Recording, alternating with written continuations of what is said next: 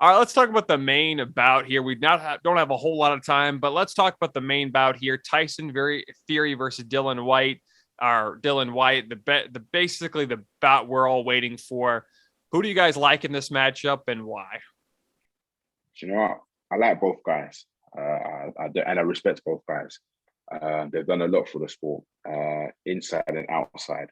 I feel that it's the biggest British clash. Last time we had a big fight like that, two Brits, I believe it was Frank Bruno and Lennox Lewis. I think it was in 1993 or 1994. I'm not too sure. Don't quote me. But this one is just like Dillian Whyte.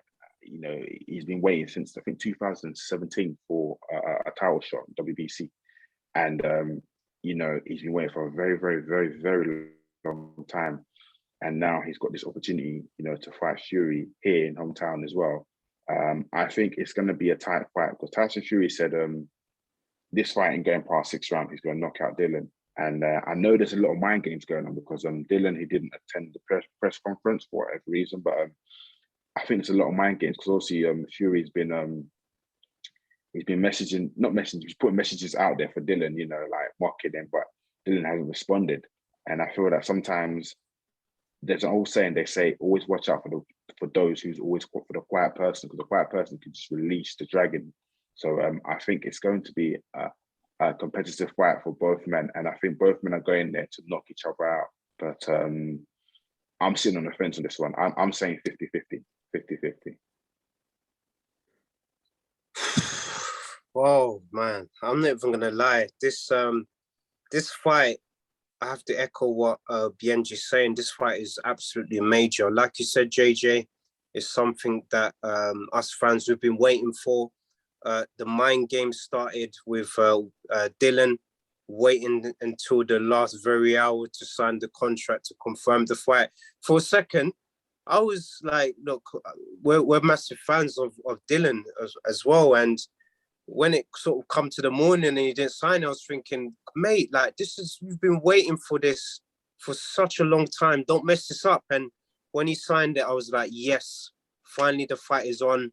And in regards to the winner, it's a tough one because obviously on paper, look, if you want to go by on paper, by the CV of the opponents, of course, Tyson Fury on paper looks like he'll win this fight easily. But what I think is a factor is that complacency can also play a major factor as well, looking over your opponent.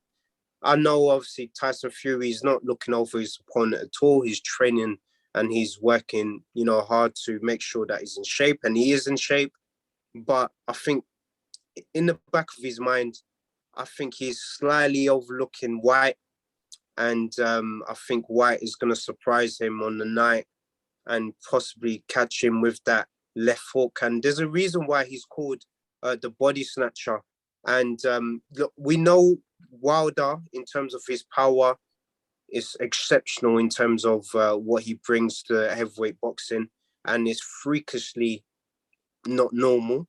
But because Whyte is the heavier man, I feel that if he puts his, weight behind some of these punches, especially his left hook, and he catches Fury, potentially it could be lights out, man. It could be lights out. And we've seen Fury in the deck.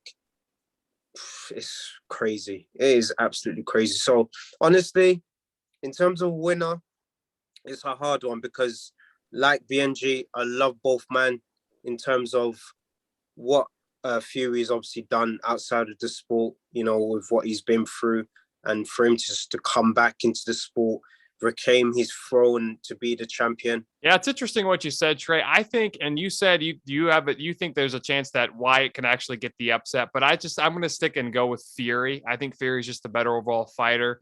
And yeah, I did hear that he was hinting at a possible retirement, which would be interesting because they didn't actually get to end up fighting Anthony Joshua for the undisputed belt. And it'd be nice to see that, especially if it happens sometime next year, probably, or late this year. But yeah, it's interesting. Hopefully we'll see someone be the undisputed champion. And if it was, I would probably bet my money on Tyson Fury.